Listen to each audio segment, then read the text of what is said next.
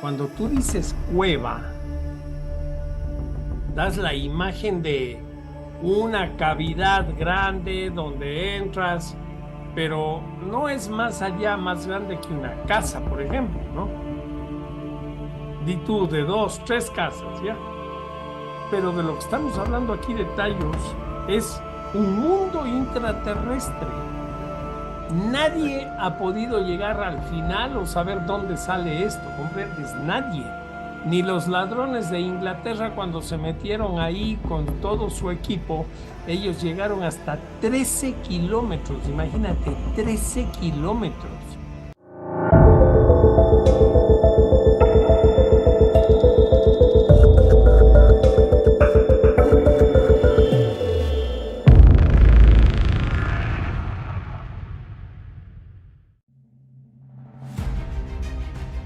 Bienvenidos a UFO 33. Hoy tenemos acá una muy agradable compañía, a quien habíamos anunciado ya, Jaime Rodríguez. ¿Cómo está, Jaime? Pablo, gracias, un abrazo, gracias por la invitación. Bueno, primero que nada, contarles que Jaime es investigador, escritor de varios libros, entre ellos Mi reino no es de este mundo, que es uno de mis libros preferidos.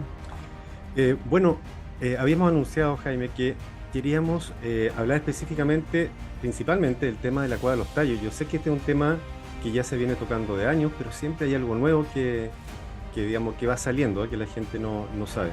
Yo que soy fanático del tema de las cavernas, me gusta mucho el tema de explorar, digamos. Sí, bueno, mira, Tallos es un mundo intraterrestre, ¿no? No es una cueva como muchos lo llaman, porque una cueva es algo pequeño, ¿no? En comparación de lo que es Tallos, es un mundo subterráneo. De hecho, hace 32 años, cuando hice mi primer documental sobre este tema, este se llama Tallos, un mundo intraterrestre, ¿no? Y así lo puedes ver, 1 de 12, 2 de 12, qué sé yo. O sea, eran varios capítulos. Tallos tiene 5 aristas, Pablo. 5 aristas, ¿no? La primera arista tiene que ver con su natural descubridor, Juan Morís, un húngaro argentino, que recibió la información de una persona que vivió una aventura ahí, ¿no? Este señor se llama Petronio Jaramillo, se llamaba. A ver, ¿cómo empieza esto?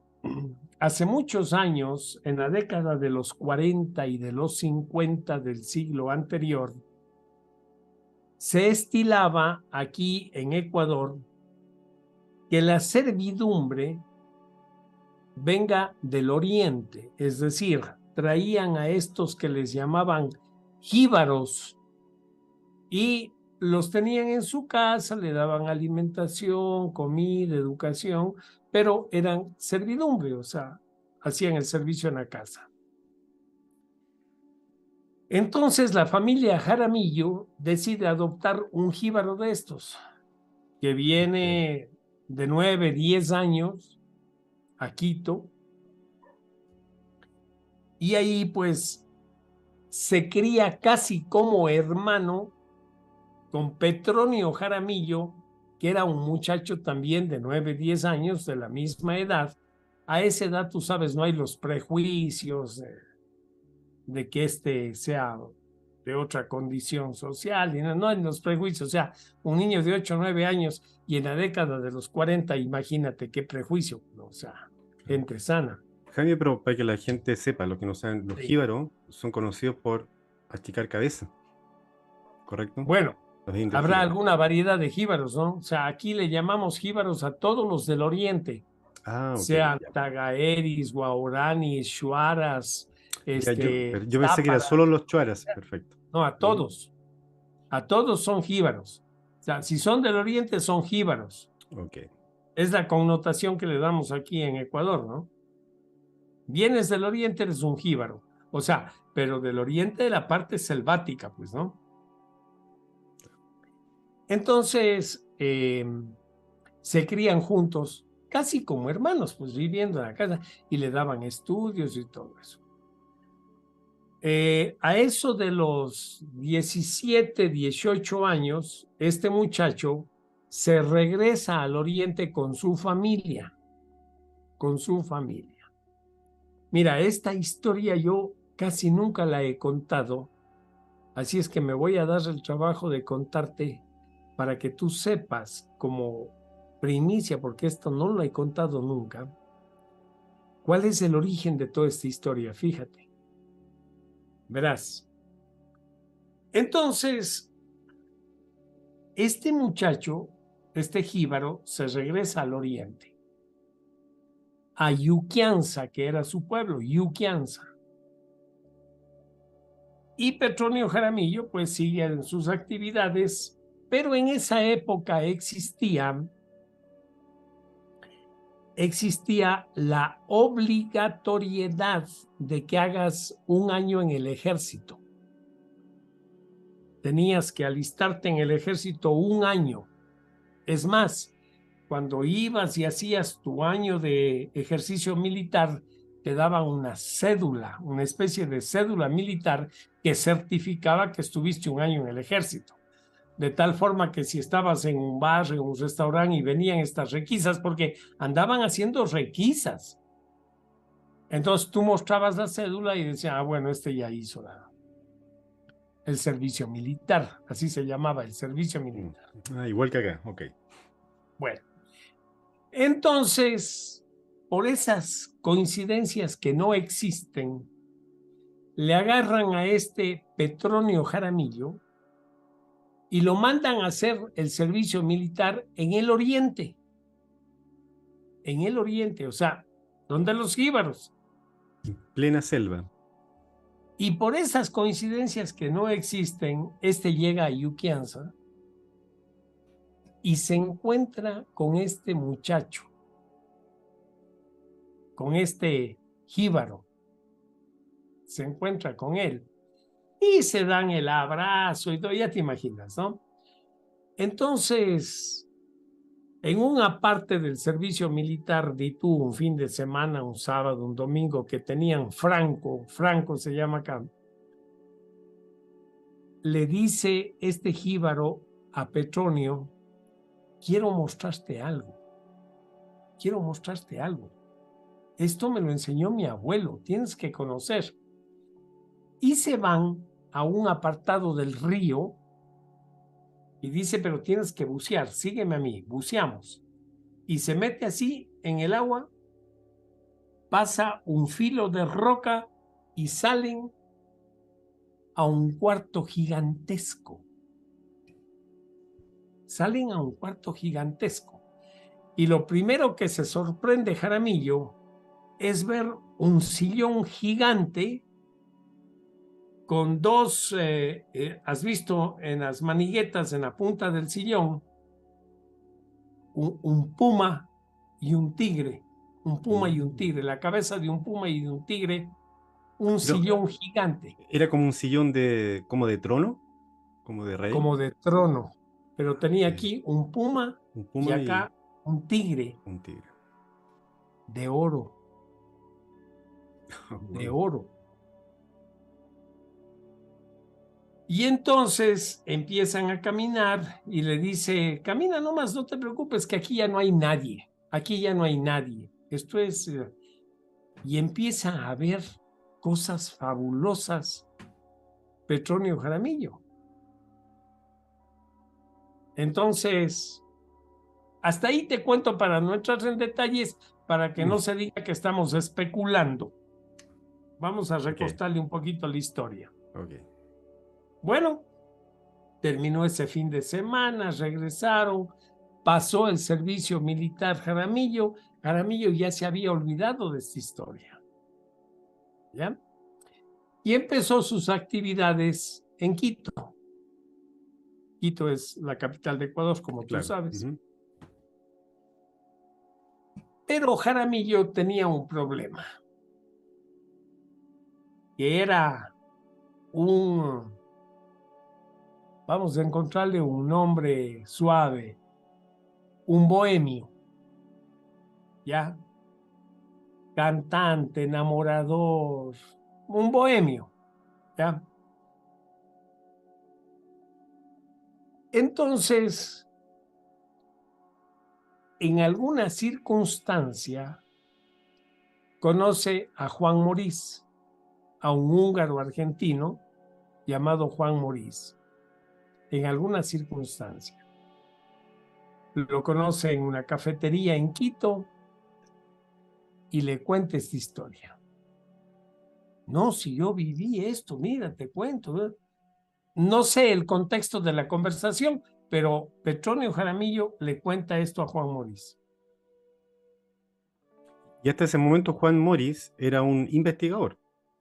Ya era Juan investigador. Morís vino a Ecuador a trabajar en unas minas de oro. Ahí tienes otra historia muy ok. interesante. Y trabajaban con Gerardo Peña Mateus.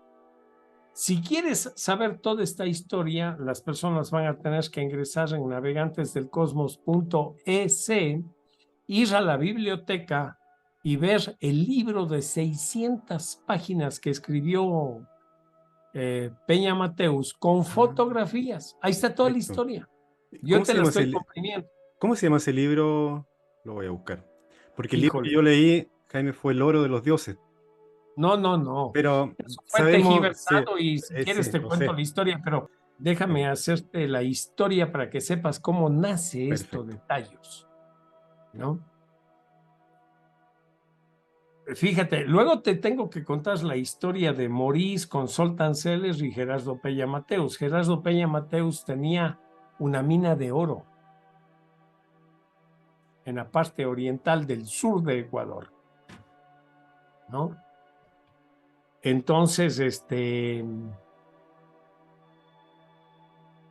le cuenta y Morís se queda muy atento a la historia y empieza a buscar esto. Ya tenía las referencias. Empieza a buscar, habla con el Instituto Geográfico Militar y le dicen, sí, esas coordenadas existen y le van mostrando en un mapa, aquí está. Bueno, y se aventura y se va solo a este lugar. Y llega ahí donde los coangos, que eran los protectores de este lugar, ahora ya no son los protectores, ahora son los comerciantes de este lugar, porque ya el sistema los corrompió, los dañó. Me imagino, claro. Ya. Entonces, se regresa y va a Guayaquil, porque él hacía base en Guayaquil, y se reúne con Peña Mateus, con Soltan Celer y con 7 personas más que fue quienes armaron la primera expedición a Cueva de los Tallos. Ah, ok. ¿Ya? Sí. Que yo lo pongo en mi documental. Ahí está el listado de las 7 personas que fueron por primera vez a Tallos. Se tiraron 20 días en la selva hasta llegar a este lugar. Eso se dice fácil, pero imagínate, abrir trocha en lugares que no existían. Solo con brújula. En esa época se manejaba solo la brújula. No, y Jaime, dicen que para poder llegar ahí, o sea, hay que atravesar No, bueno, todo ahora bien, ya bien es fácil. complicado. Ahora ya eso Ah, está comercializado y todo ya. Ahora ya hasta te dan carnet de guía turista y todo, y eso ya se dañó. pero es que dicen igual que hay muchas entradas, entonces hay turismo, A digamos, que eso voy. supuestamente te Ten llevan a la Cueva paciencia, de los ten Tallos, pero paciencia. no. Como dicen en México, no Mm, comas ansias. Espérate. no, nunca. Entonces, ¿qué pasó? Que se arma esta expedición y dentro de esta expedición iba un fotógrafo que a su vez era director de la Policía de Turismo del Ecuador. Digo, lo pusieron a él ahí para dar un carácter de formalidad a esta expedición, ¿comprendes? El director de la Policía de Turismo. En esa época había la Policía de Turismo aquí en Ecuador para proteger a los turistas. Fíjate, ¿no? O sea, tú ibas a hacer turismo y requerías de policía porque ese lugar estaba medio, te asignaban un policía que te cuidaba y te protegía. Fíjate. década de los 60, estamos hablando 1960, siglo anterior, ¿no? Se Jaime, llamaba Gastón Fernández. Gastón Fernández. ¿Ya? Bueno, acostemos un poco la historia, hicieron una expedición bárbara, llegaron al lugar, descendieron en la primera fosa, ¿no es cierto? Que son Y Gastón 87, 90 metros. Ahí yo perdí una cámara, algún rato te cuento la historia. Entonces, una cámara de Betacam con... Bueno. Entonces, Gastón Fernández empieza a tomar fotos. Todo era blanco y negro, era de rollo. Fotos, claro, fotos. Ya. Ahí viven sus aventuras y regresan. Regresan a Guayaquil y bueno, toda una historia. Entonces, Juan Morís va a la notaría primera, a la notaría 1 del doctor Quiñones en Guayaquil y deja notariado todo lo que habían encontrado al interior de la mal llamada Cueva de los Tallos, porque ya te he dicho, eso es un mundo intraterreno. Notariado, porque él ya sabía lo que iba a pasar, él sabía lo que iba a pasar. Juan Morís ya sabía lo que iba a pasar. Conociendo el ego y la codicia del ser humano, él ya sabía a dónde iba eso. Igual pasó. Ya viste que los ingleses vinieron y se robaron todo, pero bueno, ya vamos a llegar a eso. Entonces, Juan Morís tenía un amigo que era, y tú déjame ponerte en chileno el asunto, el Pedro Carcuro de la época aquí en Ecuador. Ok. Ya, Ya. para que tengas una idea en Chile, sí. ya, el Pedro Carcuro. Entonces, él tenía un noticiero todas las noches. Se llamaba Telemundo, en el canal más visto en ese momento, que era Ecuavisa. Y él le invita a su programa, a su noticiero, para que le cuente de esta aventura que viene viviendo en la Cueva de los Tallos. Entonces Juan Morís va y cuenta la aventura. En el documental que yo hice puse esa entrevista, incluso ahí, ¿no? Y estaba ahí. Y observa esta entrevista un corresponsal de la revista Die Spiegel de Alemania. Y se publica esto en Alemania, el gran descubrimiento, la Cueva de los Tallos, el oro de... Ya. Entonces, ni corto ni perezoso, Erich von Däniken escucha el asunto, coge su fotógrafo y viene a pararse en Guayaquil. ¿Dónde está Juan Morís? ¡Pac! Le ubica a Juan Morís y se reúne. Y le dicen, Juan Morís, cuéntame la historia, que no sé qué. Y bueno, y ahí empieza una larga historia. A la final, el resumen es el siguiente. Däniken le dice a Morís, ¿cuánto necesitas para hacer un buen trabajo de investigación ahí adentro? Entonces Morís le dice, yo creo que $100,000 sería un buen inicio. Ya está, dice, ya está. Dame todas las fotos que has recogido de ahí, yo voy a Alemania, doy un par de conferencias, te recojo el dinero y haces tu investigación. Y Gastón Fernández entrega todas las fotografías a Däniken. Däniken regresa a Alemania. Estoy abreviando muchas cosas. Däniken regresa a Alemania, escribe un libro que se llamó El oro de los dioses, en 7 idiomas, 25 millones de copias, y no le dio un solo sucre a Morís, ni un solo sucre. Eso es algo que yo le he reclamado a Däniken en 2 ocasiones, ¿no? Bueno, esa es la primera arista de Tallos. Ahora sí, antes de contarte la segunda arista, hazme alguna pregunta. Sí, bueno, yo leí ese libro, El oro de los dioses.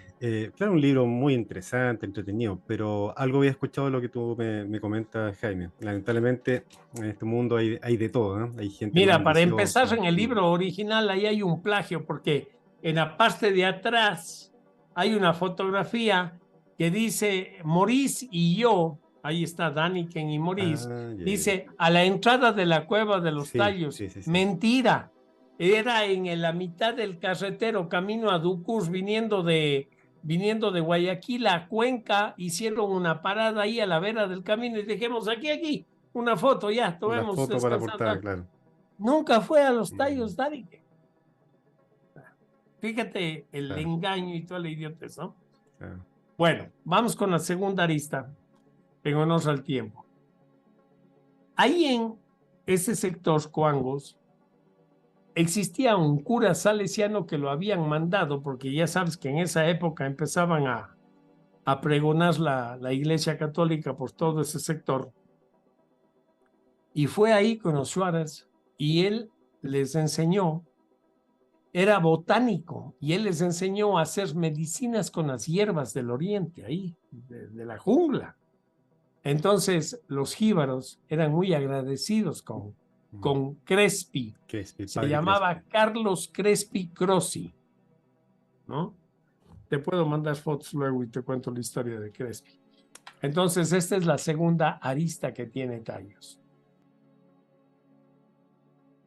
¿Ya?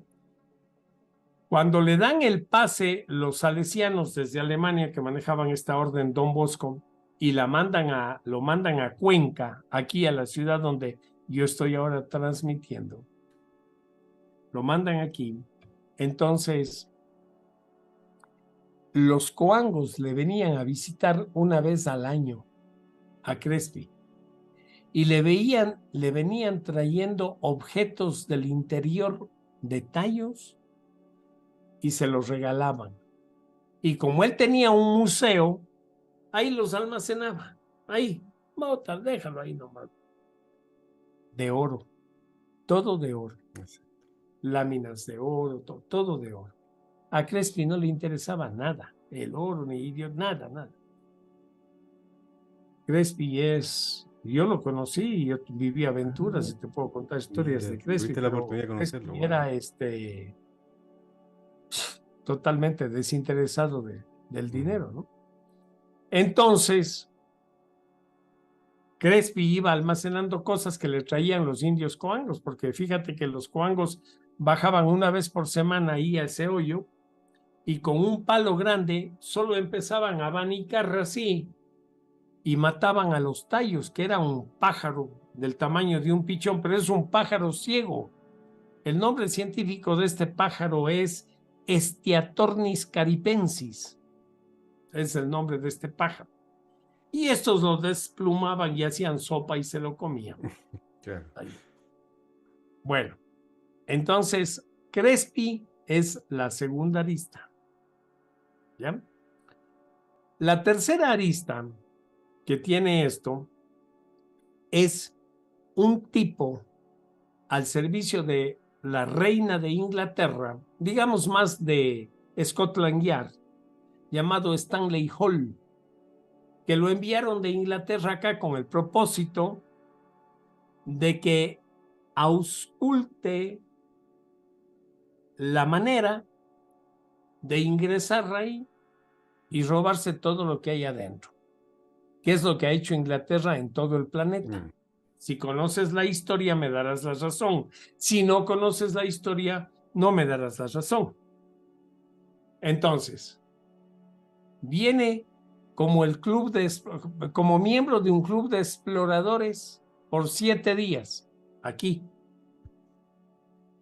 Viene por 7 días y se quedó 24 años. Perdón, 27 años. Nadie sabía en qué trabajaba, nada. Yo fui hasta migración a documentar nada.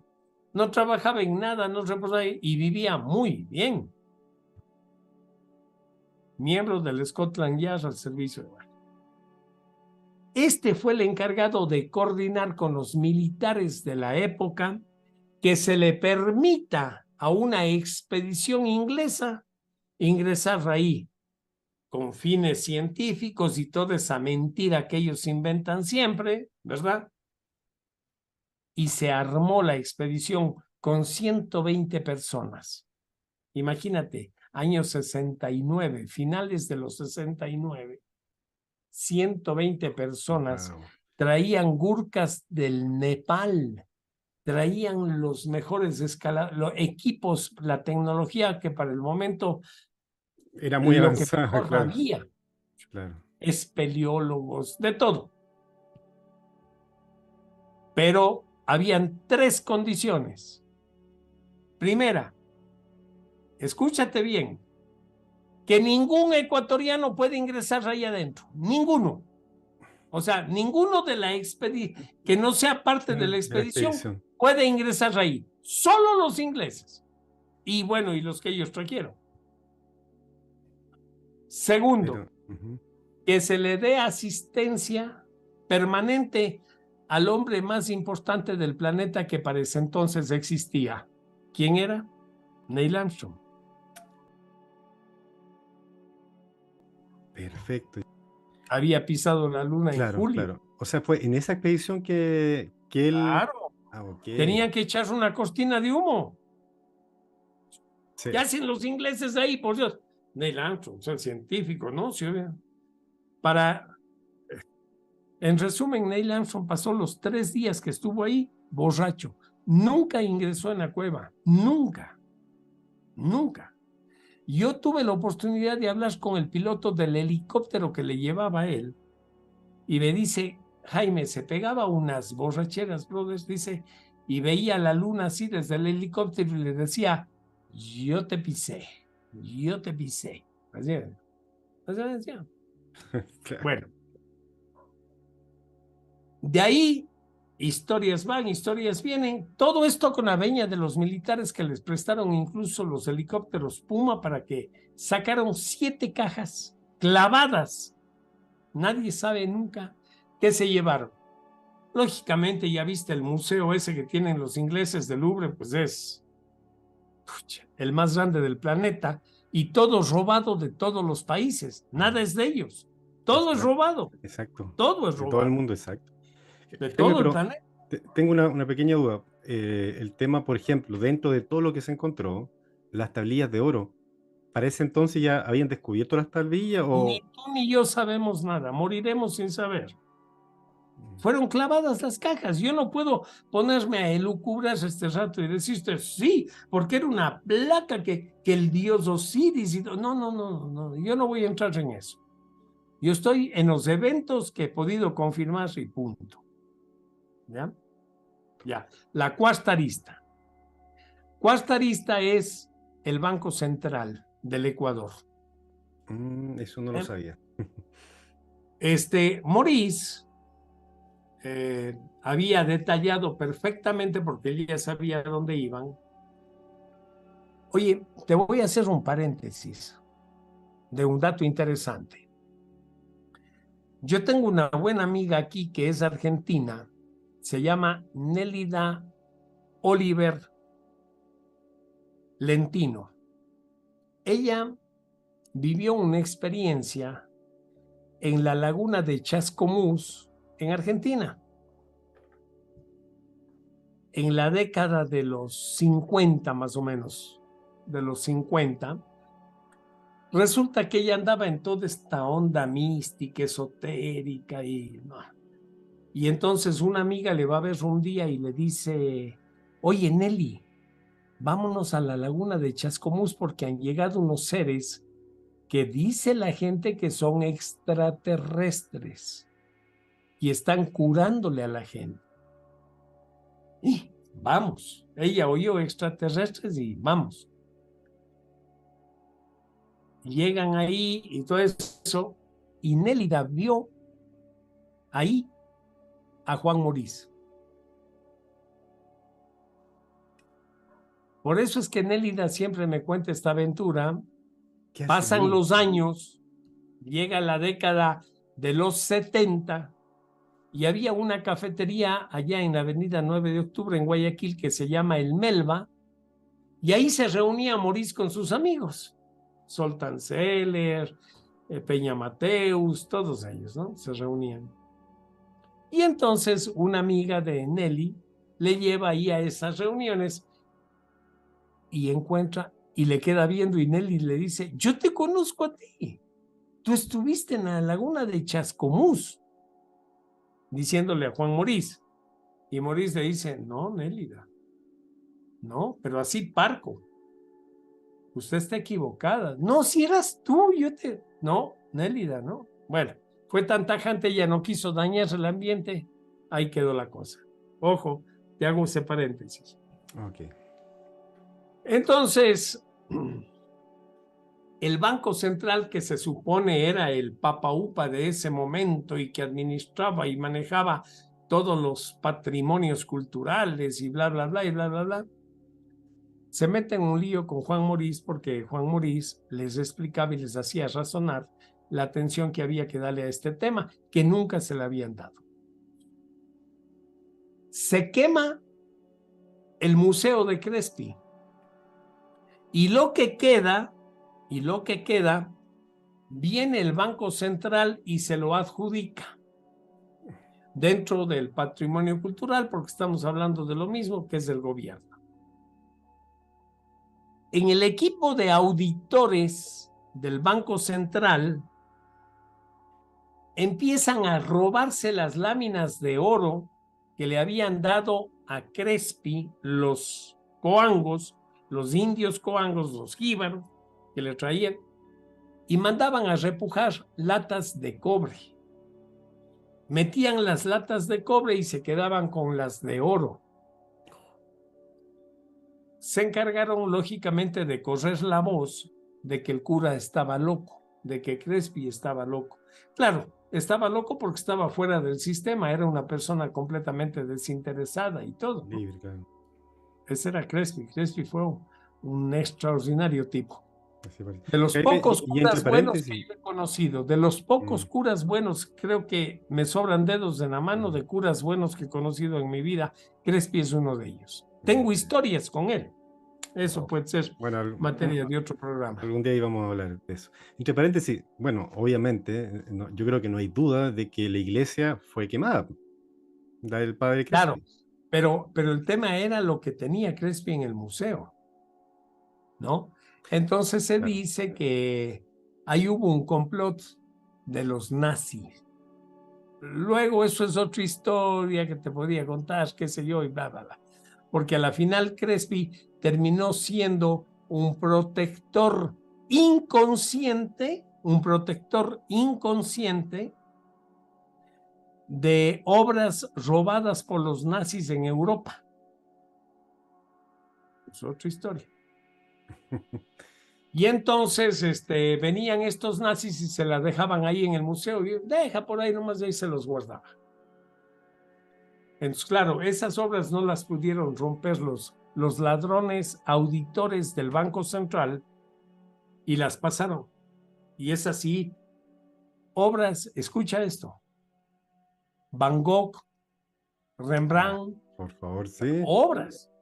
Que cuando yo le mostré un video, porque un día se les durmió el diablo a estos del Banco Central y me permitieron entrar con cámaras hace 40 años ahí, y yo grabé eso. Y ahí están las obras. Y Wendell Stevens, mi buen amigo de Norteamérica, me decía, solo vendiendo esos cuadros ustedes pueden pagar la deuda externa del Ecuador. Bueno, ese era otro paréntesis. Claro.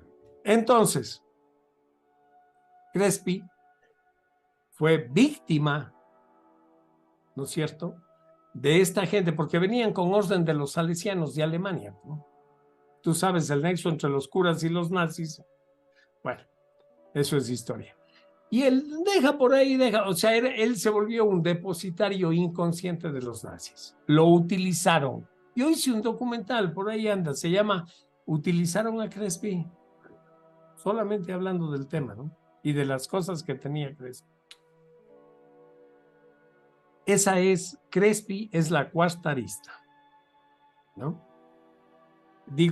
Perdón, Banco Central, porque Crespi era la segunda arista. Claro. Entonces, ahí tú tienes el Banco Central, el cura Crespi, tienes el tema de los coangos, Juan Morís, ¿verdad? Bien. Esta historia que te estoy contando está llena de plagios, de mentiras, de robos. O sea, han hecho de todo en Tallos, menos prestarle una atención objetiva como debería de haber sido la historia, que esa es la quinta arista, la verdadera historia de Tallos. Mira, para mí, porque ya te comenté extra micrófonos que ya Tallos a mí no me levanta ni una neurona, hermano, porque ya esto es, he visto tanta idiotez que me carga el asunto, ¿no? Entonces, la única historia por la que yo puedo poner las manos en el fuego es la que tú vas a encontrar en la biblioteca Navegantes del Cosmos, que nos dimos el trabajo con una hija mía de fotografiar página por página. ¿Por qué? Porque el único libro que me dieron a mí, yo se lo regalé al gobernador de la provincia de Morona, Santiago, porque yo pensé que él debería tener ese libro ahí para que enseñe a la gente y explique qué habrá hecho con el libro. Nunca apareció el libro y tuvimos que rescatar de una mujer que no quería entregar el libro porque era su presea más dorada, una buena amiga mía llamada Mónica Williams. Entonces dije, a ver, Mónica, voy con una cámara y permíteme fotografiar página por página, ya que no me permites escanear el libro, porque yo tengo una biblioteca con 600 libros escaneados para que la gente los descargue, vea y se informe. Y nos pasamos un día completo, de 8 de la mañana a 8 de la noche, fotografiando 600 páginas. Y ahí tienes el libro en la biblioteca, en Navegantes del Cosmos, en el ítem biblioteca. Esa es la única historia verdadera y real. ¿Cómo se llama ese libro, Jaime? Sí, a ver, vas a tener que darme un pequeño espacio. Estoy aquí con la computadora. Déjame entrar a Navegantes. Escucha, el libro se llama Historia documentada del descubrimiento de la Cueva de los Tallos, por Gerardo Peña Mateus. Así se llama. Historia documentada del descubrimiento de la Cueva de los Tallos por Gerardo Peña Mateus. ¿Ya? Ok, gracias, Jaime. Lo vamos a buscar. Ahí tienes. Esa es la verdadera historia. Si en algún momento quieres saber realmente la verdadera historia, bueno, ahí tienes para leerte, aunque sea por etapas, ¿no? Porque son 600 páginas y está muy bien documentado y graficado. Y esas fotos que vas a ver ahí son las primeras fotos que se encontraron y que se documentaron de Tallos, ¿no? Yo hice luego un documental con Gastón Fernández, el plagio y todo. Oye, ya te digo, o sea, me da fastidio hablar de este tema, pero bueno, no, pero la consideración que te tengo, he querido hacer un resumen. Imagínate que esto tiene miles de detalles. Te voy a contar un detalle para que veas a lo que llegamos. Llegó un momento que yo ya tenía hace más de 30 años esto muy documentado y que yo quería descubrir dónde estaba Petronio Jaramillo. ¿Ya? Cuando ya le ubiqué a Petronio Jaramillo, estaba en una ciudad llamada Esmeraldas, que es al norte, ¿no? Casi frontera con Colombia. En un barrio de tolerancia estaba viviendo él. ¿Sabes lo que es un barrio de tolerancia, no? Un barrio... Ya. Y entonces el barrio se llamaba Santas Vainas. O sea, estaba en la ciudad de Esmeraldas, en el barrio Santas Vainas. El día que yo llegué a averiguar por él, el día anterior le habían matado en una balacera. El día anterior a Petronio Jaramillo. Te conté que era un bohemio, ¿no? Sí. y Ahí murió está el Petronio resultado. Jaramillo en una reyerta entre alcohol, mujeres, drogas y qué sé yo. Claro, eso lo perdió al final. Mm, Esa fue la historia. Todo lo que te estoy interesante. contando es historia. Y Sí, bueno, yo por ahí tengo documentación de un millón cosas. Pues ya te puedes imaginar cómo manejábamos antes esto. No había internet, no había nada. De todo tengo papeles, documentos y todo, de todo. Tengo ahí un archivo brutal de todas estas historias, ¿no? gracias, Jaime. Y Ese es tanto, el asunto. claro. Y de hecho, bueno, lo último me faltó preguntarte, pero lo mejor para otro día, ¿eh? De que Dale, dale. se dice que se encontró incluso un esqueleto de gigante dentro de la Cueva de los Tallos. No, Ya, el eso aparte. gigante no es de ahí. Pero sí es de Tú Ecuador. quieres, Sí es de si tú Ecuador. Y quieres, es de 7 metros. hacemos. A ver, pero un dato para terminar, ¿no? Para terminar. Mira, en este libro que te acabo de decir, vas a ver unas fotos muy interesantes. Vas a ver una especie de cavidad y aquí a la izquierda vas a ver la figura de un hombre de 7 metros en bajo relieve y pintada Ok. como a 3 kilómetros adentro donde los niveles de oxígeno son mínimos, donde prendes un fósforo y se te apaga. Entonces, pregúntate quién lo hizo en bajo relieve y con qué lo pintó para que hasta el día de hoy se conserve la pintura. Sí. Hombre. Y a la derecha, una mujer en Uf, bajo relieve. uf. Ahí están las fotos, ¿no? Y ahí ves tú un hombre parado abajo para que veas la proporción La del hombre, del proporción de... ser y de la pintura de la imagen, ¿no? Entonces, sí pudo haber sido habitado Tallos por gigantes, pero la historia de gigantes que yo tengo documentada aquí en este país no va por ahí, va por otro lado completamente diferente. Y algún Claro, día lo hablamos, mi querido Pablo. perfecto. Jaime, muchas gracias por todo lo que nos has compartido. Muy interesante, como siempre. Bueno, Bueno, y vamos a programar otro día para seguir hablando de tantos temas que tú tienes que claro que sí. entregar Mira que estas historias tienen y es millón de que detalles y tú eh, me retrotraes, porque cuando te voy contando esto vienen millón te vas cosas a mi acordando. cabeza y tengo que organizar los pensamientos para no salirme del asunto, porque hay muchas aristas más, ¿no? Claro, Pero claro, bueno, claro. hacemos el mejor esfuerzo, comprimimos la información y espero que esto te haya dejado un poquito más Pero claro el por supuesto asunto. que sí. Lea, que tu auditorio se lea la historia esa de este libro que te acabo de decir. Es gratuito, ahí tenemos en la biblioteca, hermano, como 600 libros a tu disposición, ¿ok? Muchas gracias. Lo voy a leer y lo vamos a comentar. Te mando un abrazo muy grande para Ecuador allá, Jaime. Ya un abrazo y estamos viéndonos pronto, ¿eh? Gracias, igual para ti, Pablo.